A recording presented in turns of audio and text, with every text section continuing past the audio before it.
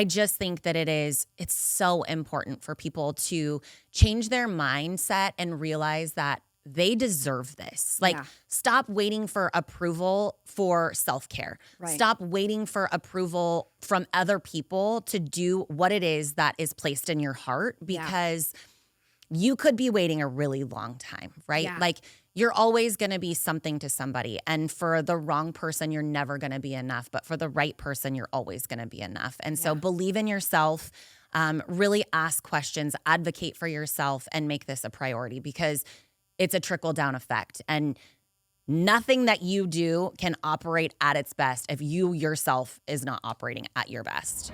Hello, everybody. Welcome back to another episode of Girl, Why Not You? I'm your host, Jenny Blackwood, and I have a phenomenal guest for you today that is going to help you achieve greatness from the inside all the way to the outside.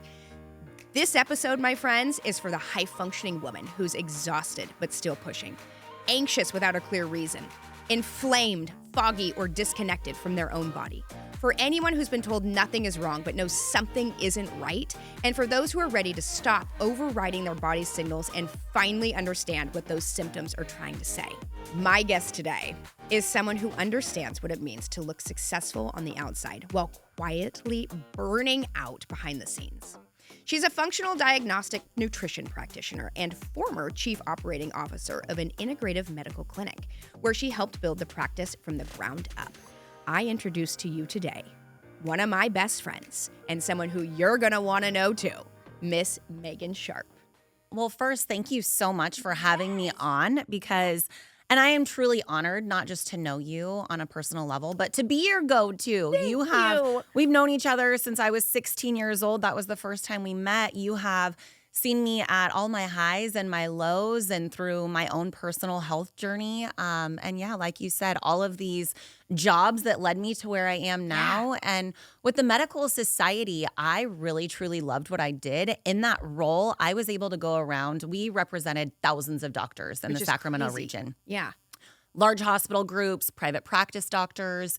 And in that role, I went around with the private practice doctors and taught them how to either open or close a practice if they were nearing retirement and how to operate them more efficiently. Wow. And I was standing on stage presenting to a room full of about 500 private practice doctors in our region. And I was headhunted, if you will, by two board-certified doctors that recruited me to come start their medical clinic. And to me, it was more than just a med spa. We had this vision of it being really an integrative medical clinic, if you will. And so what that looked like was we started with aesthetics, because we know that when we look good, we feel good. And when we feel good, we perform better, right? And so for me, it was more than just like a superficial role. It really was helping women and men feel more confident. And then we slowly transitioned into the functional health space, and we got into peptides and longevity medicine. And it was a really fun project to build it from the ground up. Literally, they handed me a space with a concrete slab and 4 walls and said, make it happen. Yeah. So that's how I got into the longevity space or functional health space. It was wild watching you do that. Like, when you would be like, oh, I'm doing this, I'm doing that. I'm like, what? I mean, it's like you assumed so many hats in that role. And it's just like they knew how good you were, so they just kept stacking it, is what it seemed like. But because of the amazing person that you are, you're like, yeah, I can take this on, I can take this on, I can take this on, which I'm sure even that in itself to you was affecting your health at that time. Yeah, it's so true. And I don't think that they intentionally were doing it at the beginning. As a competitive athlete when I was younger, I am just full of drive and I don't know how to slow down, sometimes to a fault. And when I'm faced with a challenge, I see it not as a challenge. I'm like, yes, let's do this. Let's dive in. I can take it on. And that's exactly what I did. And over time, I realized that role was silently killing me. Yeah, quite literally. I mean, you were like, there'd be times where I would talk to you where you just didn't even seem like you, and you were just such a happy-go-lucky, just your personality shines. And there was times where it just kind of stole your light, and we could see that. It's so hard because it's like we get invested into these positions and it's like you said, you were going to give it your all. Like you made a commitment to these people and they obviously saw that you were an incredible person for this position, but it did seem like over the years, you weren't quite getting out of it what you were putting in. And that's really hard. I think that's like when we talk to anybody about becoming an entrepreneur, it's like that's what we're saying is that when you work for somebody else, it's like you are just putting blood, sweat, and tears into somebody else's dream. And at the end of the day, where is that going to go? You are getting a paycheck every week. That does feel every 2 weeks. That feels good. But at the end of the day, it's like your purpose was their passion. And it really should be, you should have your purpose be your own passion. Yeah, I think, in that role, I really did start to identify with that was who I was. And for so long, wanting to be in this space, I was told that I needed them. When really, when you're told something like that, it does become part of your belief system. Yeah. And when you make good money, it is really hard to step aside and really see what your true potential is because it gets comfortable, right? And so I think a lot of that is that we need to shift our mindset that we are worthy. We are capable of more. We deserve more. Yeah. And it really just depends on what it is that you're wanting. And when you do something for so long or long enough that it no longer aligns with what your long-term goals are or who you are as a person, that comes at a price, right? And so you can look successful on paper and have financial freedom, but at the end of the day, your body and your mind are ultimately what pay the price for it. Yeah, it is. It's so sad and so true all at the same time. And I think that most people kind of just get stuck in that rut. It's just this cycle of it's just that this is what I have to do. This is how I'm paying my bills. And people don't quite understand that there are other alternatives out there. When you become really good at what you do, I don't care what field you're in, when you become really good at what you do, all of a sudden, you're kind of a champion for your own self. You can really say, hey, I'm going to take these keys and these assets that I have, but how could I apply it to me? How could I make this something big within myself? And I think that that's where people fall short. So many people have these great talents that I don't want to say you're wasting your talents on somebody else. There's probably many people out there who have jobs that are fulfilling and that they love them.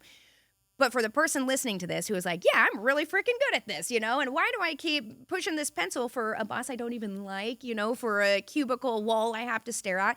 I mean, for you, it was like you learned a lot. I think if we were to look at a positive in this role, you had a ton of growth. You learned a lot. Like you as a human became just, superhuman, right? And so I guess like what I want to know from you is you had a stable salaried position. You left that to start your own functional health practice.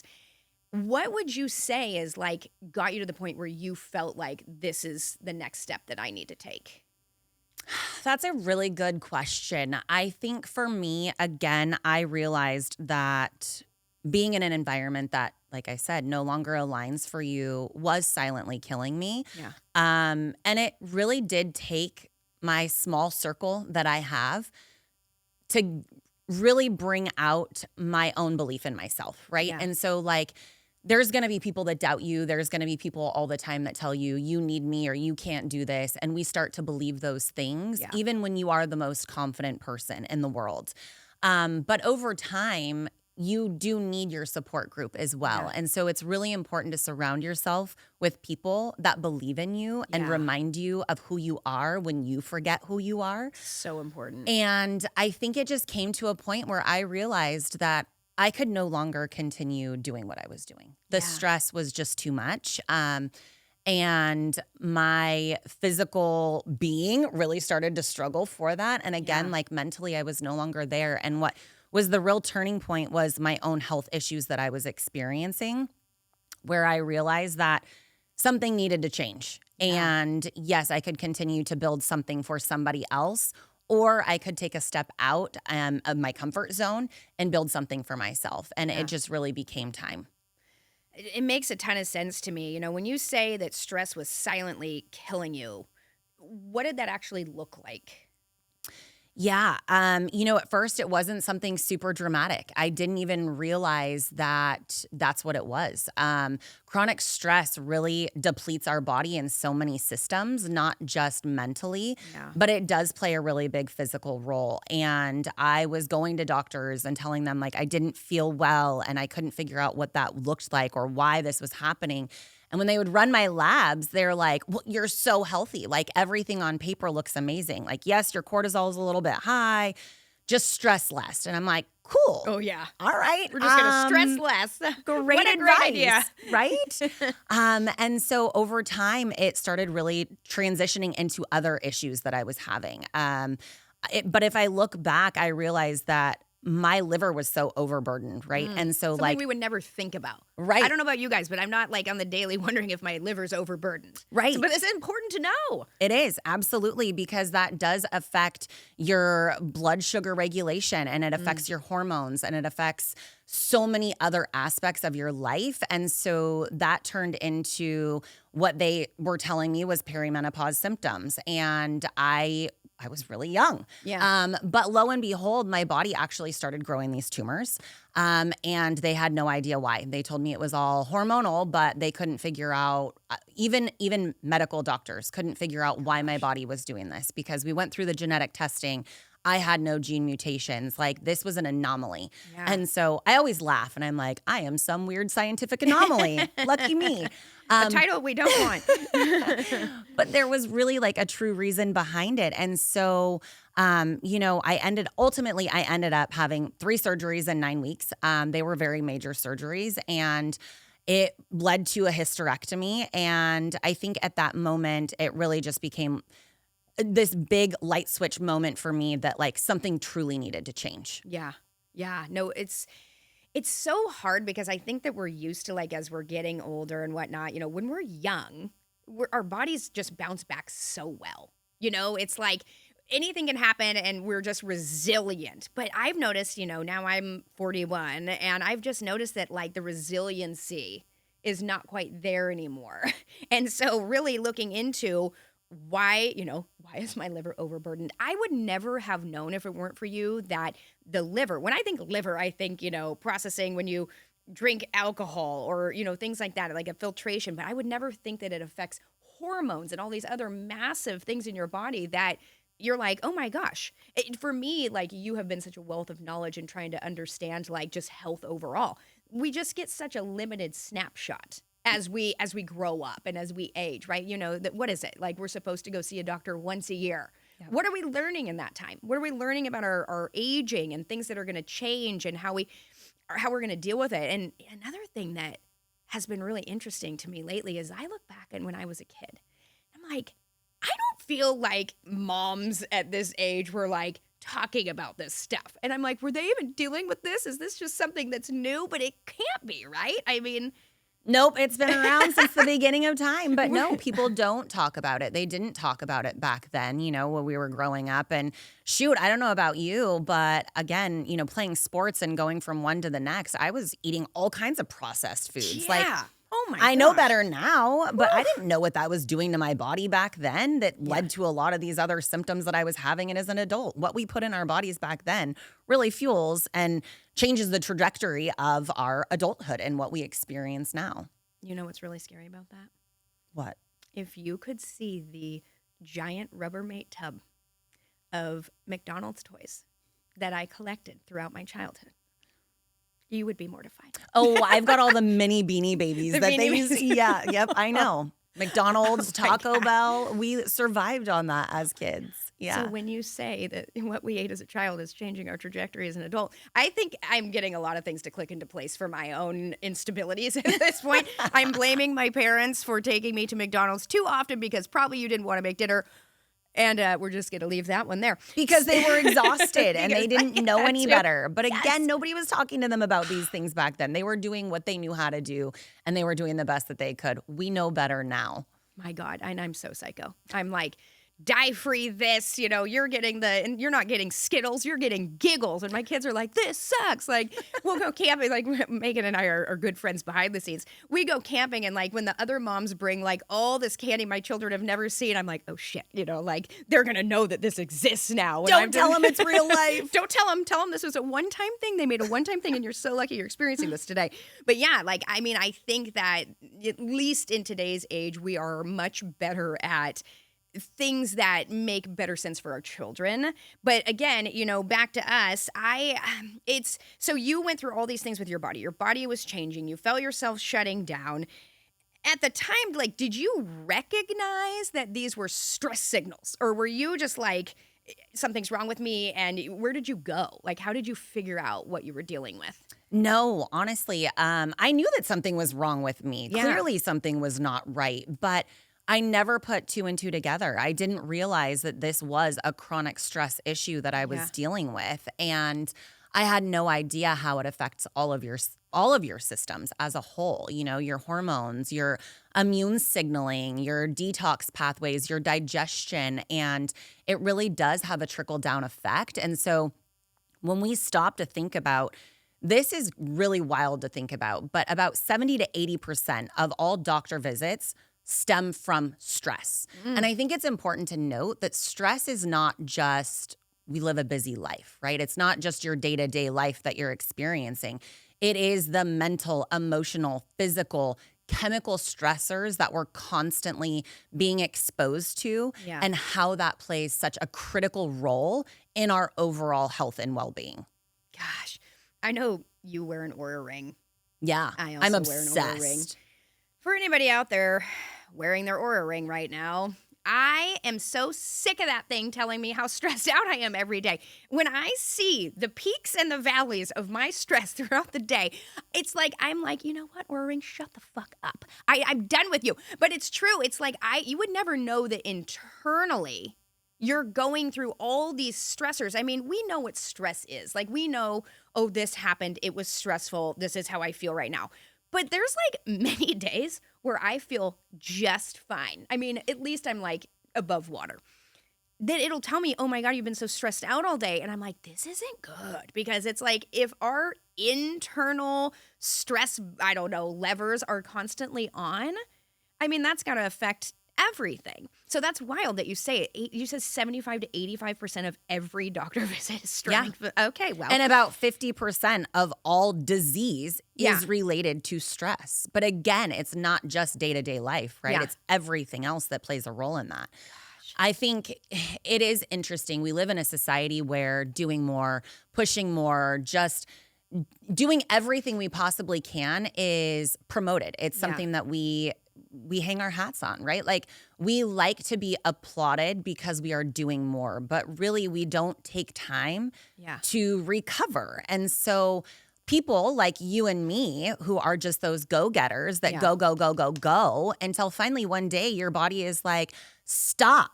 Like, we have been keeping up for so long, we can't keep up anymore. You're not listening. Yeah. And it forces us to take a pause in life, right? And so I think sometimes slowing down and getting quiet and really figuring out where these symptoms are coming from and what it is that they're trying to say is so key. You're right. And, I've always heard about, your nervous system. Like, what is that? What does that mean? And I'm going to tell y'all, I got like the ultimate slap across the face from my nervous system. It started back in, I want to say May. I had just been grinding too hard, like so hard. I was so burned out. I have little kids at home. I'm trying to build this amazing business. I'm very like type A, like Megan. Like, we're constantly like, what can we do and level up? But I got to a point where literally, like you just said, your body will just shut down. I have never experienced, people say, oh, mental breakdown, whatever. And I was like, whatever. That's probably just, an excuse. I'm telling you now, I'm sorry to anybody that ever said it was an excuse. It's not an excuse. My entire body just shut down. I was having the most debilitating anxiety. I mean, do you remember that? Like, I do. couldn't even function. I couldn't even function. Getting out of bed was hard. You know, trying to not be anxious in front of my kids and try to act like everything was okay when on the inside I was screaming for help, feeling like I didn't want to turn to anxiety meds. I wanted to just figure it out. I wanted to be able to fix myself. But it was like, it just didn't quit. And then it started affecting things like in my heart. I started having PVCs, which if anybody has to deal with that, like, I'm giving you a big hug because I know how terrible it is. You know, your heart starts getting these funky beats, which then it causes more stress, which then is like releasing all this adrenaline and epinephrine and all these things that are, it's like you get in this loop where you're just stuck. And I was just a shell of myself. And I was dealing with like massive mom guilt because I'm like, oh my God, you know, I don't want this anxiety to rub off on my kids. And I think that the biggest thing during all that was like feeling like I had to push forward. I had no option. I had to act like I was okay in a time where I was really not okay. And this like whole thing, I would say I did not regulate for probably 5 months. Yeah. Where I actually got to feel like me again, where I was like enjoying life. Like I would go places that I would normally enjoy, and the whole time I would just be thinking about wanting to leave because on the inside I was like an anxious mess. And my body was just shutting down. I mean, it was so wild to see that. And I think, you know, in the beginning we mentioned resilience. Well, I think my resilience has depleted because it was done. So, you know, I would love to kind of ask you to help explain like nervous system dysregulation, what that can look like. How would somebody know that they have a nervous system that's out of whack? So it's interesting. It could be that you're wired but tired. I mean, gosh, to your point, and I am so sorry that you went through that, obviously, but so many people do go through that. They are going to the doctor knowing that something's not right. I mean, I can use my own personal experience in this case. I went and they told me the same thing, like, you're fine, but it's probably just anxiety or depression. And at that moment, when I went to the doctor, I was having these like really weird symptoms that you would not correlate to chronic stress necessarily, or at least my doctors didn't. I do now, knowing what I know. Yeah. But when I went in, I was laying in bed one day and I literally could not pick my legs up. Now, That's you know me. Like, I scary. work out. I'm very athletic strong. human. Yeah. And I couldn't even roll over without picking my leg up and moving my leg. It just did not work. And so I ended up going to the emergency room.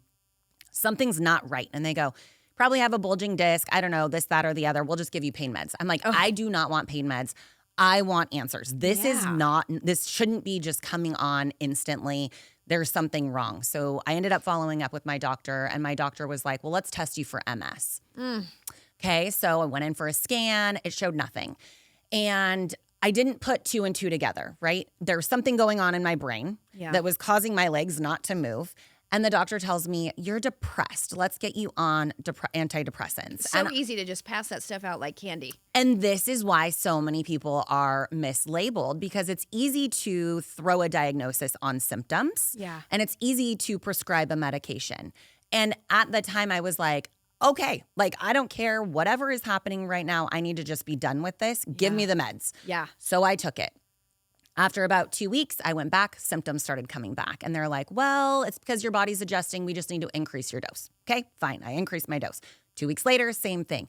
We're going to increase your dose again. Well, I finally got to the point where I was now maxed out on this medication. And I was like, I can't do this anymore. Clearly, it's not depression. The medication's not working. Something is really wrong. And that's when I started really asking questions. So sometimes nervous system dysregulation could be something simple like digestive issues, the alternation between diarrhea and constipation. These are things nobody wants to talk about, but that's not normal, right?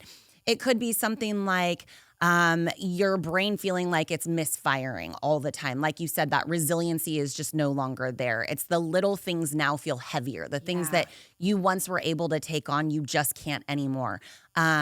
Like having your children talk to you at the same time and all of a sudden you're like, my brain is misfiring, I can't focus. Yes. It could be something like that. It could be heart palpitations. It could be blood sugar instability. There are so many things that are triggered by this stress response and your nervous system dysregulation that what happens is when you're feeling all these symptoms, you don't realize like, well, this can't be related to this, but they are really all related. And it really does stem from nervous system dysregulation.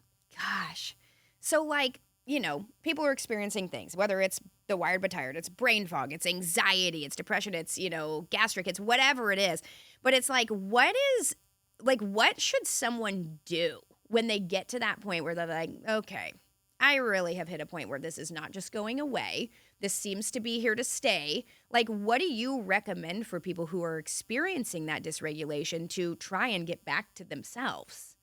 Test, run functional labs. That was a huge game changer for me. Yeah. So if you stop to think about, like, we go through these different phases, right? And cortisol really is a driving factor in a lot of this. So when we first step out and we're taking on a new business, we're starting a family, we're like living on a high, right? Yeah. This is where those high achieving people are like, they start feeding off of it.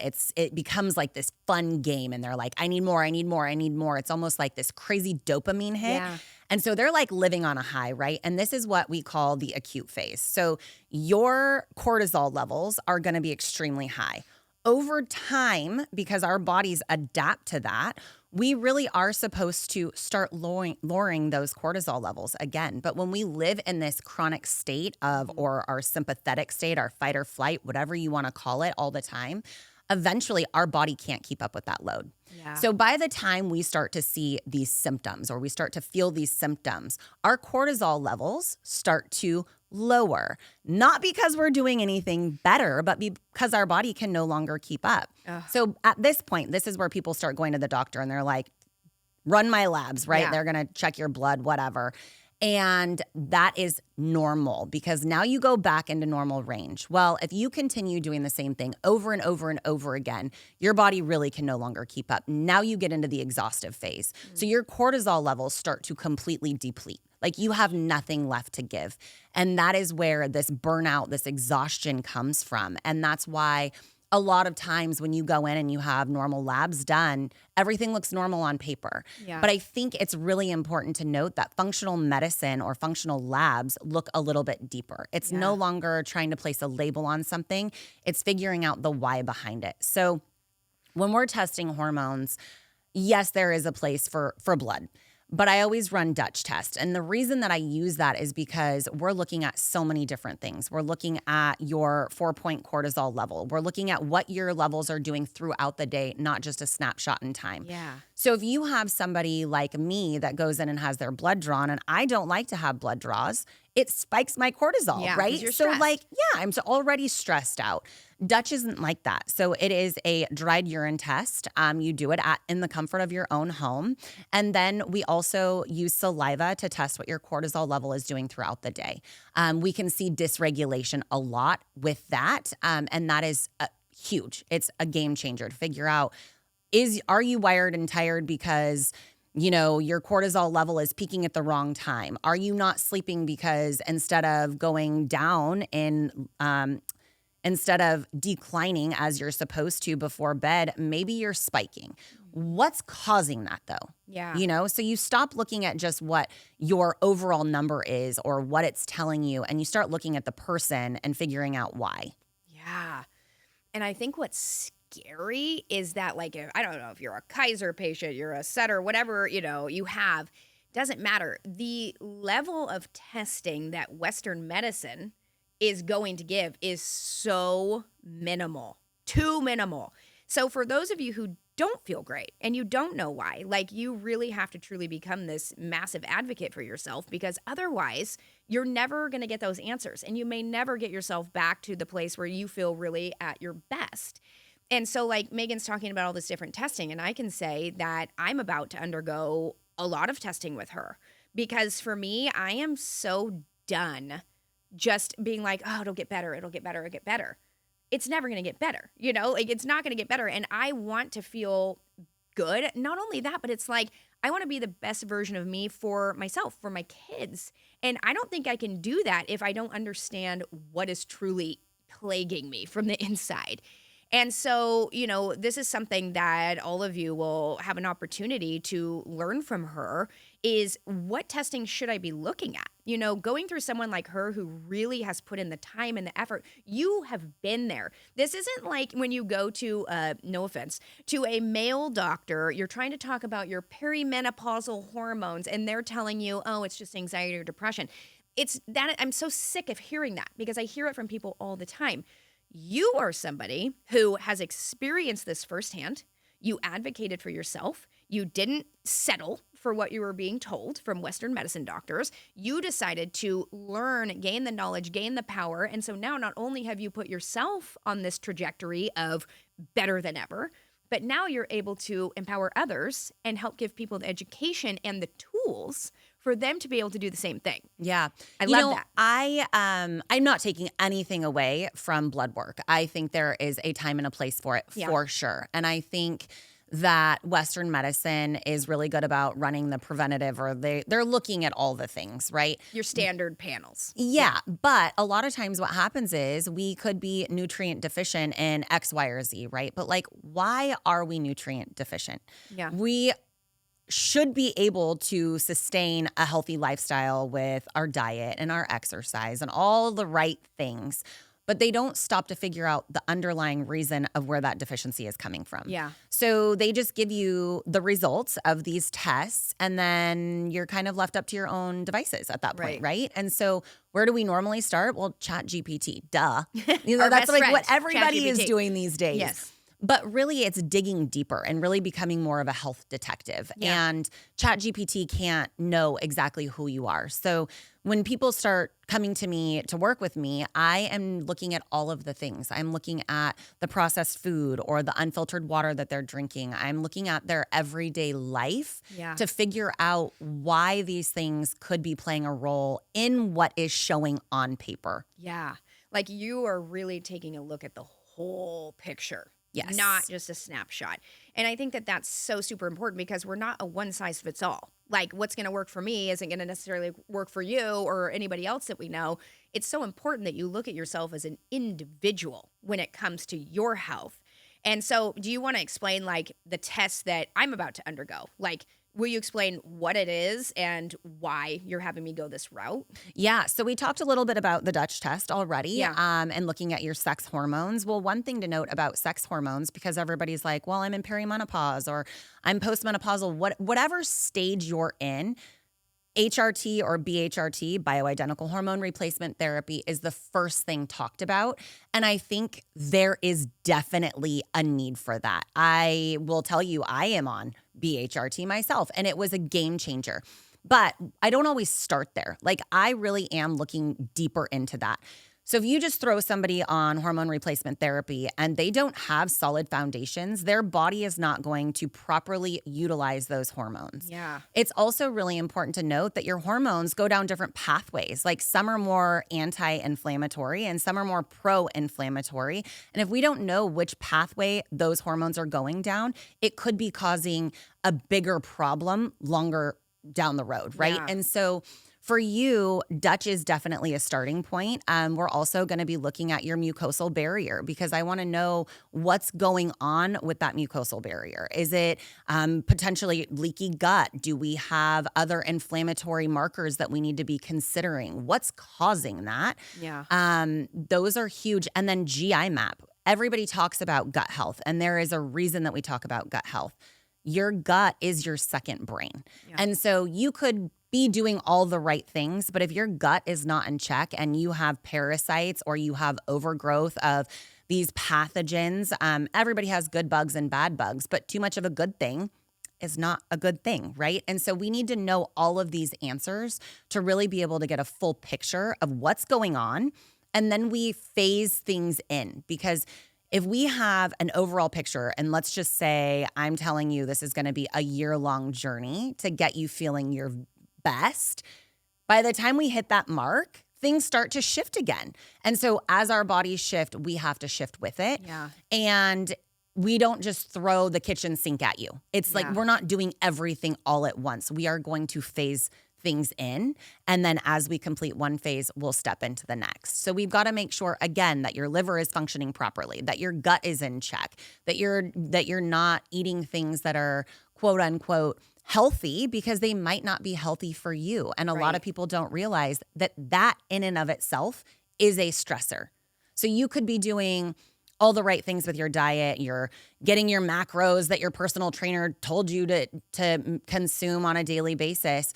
You're eating all the right amounts of protein and you're getting all the fiber. But what happens if your body can't process that protein properly? Things we would literally never think about. Yeah. I mean, nobody's thinking about this. No. And ChatGPT does make it a little more readily available to find that information. But like our friend Google, prior to that, nobody do that. No Google spiraling allowed.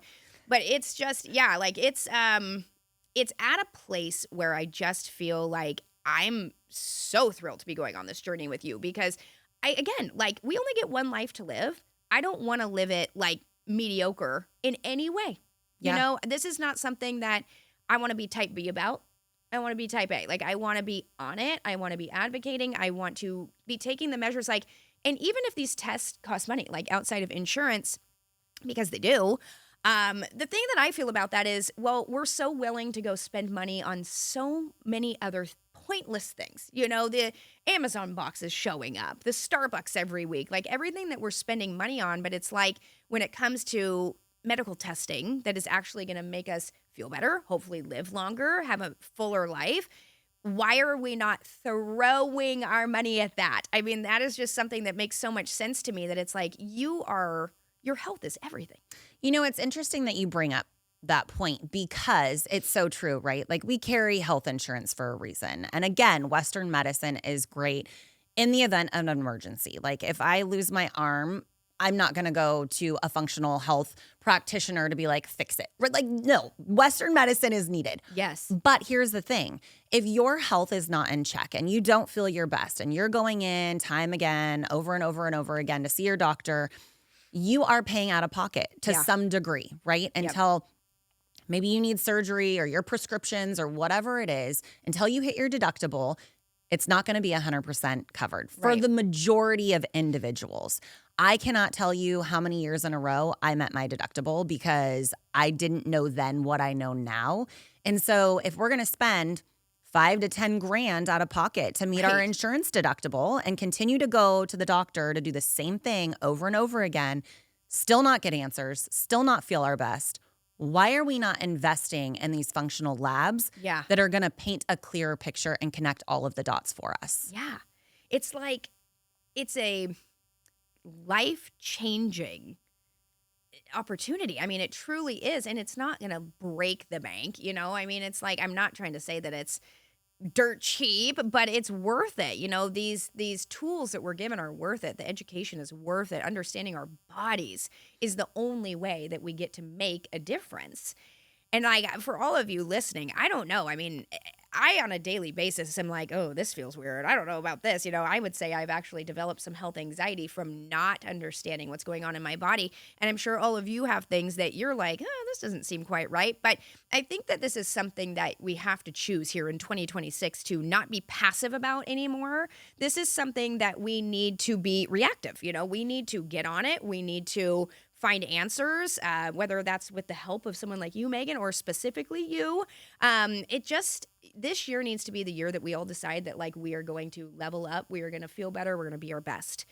So tell us a little bit about, obviously you've talked about where you started, how you got here. We've talked about ways you can help people, me in particular, but tell me what program do you have that you would say for everybody listening today could be something that they could jump on right away to start making improvements towards their health? Yeah, so I started Thrive Mode because I was tired of people pushing all of these crazy harsh detoxes or diets, because when we stop to think about it, a very restrictive diet is actually a stressor in and of itself. Again, we don't stop to think about under eating as being a stressor, right? And we are given so much information these days, and it's really hard to know where to start. And so Thrive Mode is really made for the individual that is looking for a really good place to start. Yeah. It has your basic protocols for your gut health and to alleviate inflammation and to make sure that you're getting enough protein in your diet. And it really does go through how to detox properly and making sure that you're building a solid foundation. And so it would be a really good place for people to start. It's very affordable. It's $27. I mean, like, that's very affordable. Yeah. And as you go through the process, if something jumps out at you and you're like, I want more answers, then you have the ability to purchase functional labs at that point. You can also choose to work with me if that's something that you need, the accountability piece, or if you really want more personalization. But Thrive Mode to start is a great place. It is a really great place. And I feel like you are just a wealth of knowledge. Like I said, I mean, I can't even, probably yesterday alone, I had to ask you about 10 different ailments that I'm currently feeling that I'm like, what about this? What about and you're that? Not dying. And I'm not dying. I always need her to start with that. You're not dying. Okay. That's just, we have to start there. But I just think even like what you offer is huge. You are just so good at what you do. You started in the corporate world. You were around doctors and medicine and you were learning from the inside, right? And so now you're able to apply that in a much better functional way for so many other people. So, you know, I'm so proud of you for really stepping into your power, because that's really hard to do. You know, I mean, again, you know, for years I watched you work for these people where you were an integral piece of that practice. And for you to step away, I know you had a lot of feelings behind it. You didn't want to let anybody down. You didn't want to, you know, you put in all this work. You wanted to see projects through. But good for you for realizing that at some point we have to draw a line in the sand. You have to have a boundary. You have to be able to say, this is no longer serving me. But instead of crumbling or, you know, running to the next 9 to 5 or whatever, you were like, how can I take what I have gotten so good at over the years and implement it in my own life and implement it in something that is my passion for me, for my family, for everything that is, you know, come full circle in this whole process for you. I'm really proud of you. Well, thank you. It's hard to do. And I will say you were a huge part of that. Thank you. Genuinely, Thank you. Continuing to boost me and tell me that I am worthy of stepping out and to do this. And it is an area that I am so passionate about. And I'm so grateful for friends like you that continue to remind me of that. Because like I said, even when you are super confident in what you do, we just get into these routines and sometimes stick where it's easy, right? And this is an area that I'm so passionate about, and I do want people to feel their best because, again, when we feel good, we perform better, we show up differently in all areas of our lives, whether that's work or your relationships. And I just think that it's so important for people to change their mindset and realize that they deserve this. Like, stop waiting for approval for self-care. Right. Stop waiting for approval from other people to do what it is that is placed in your heart, because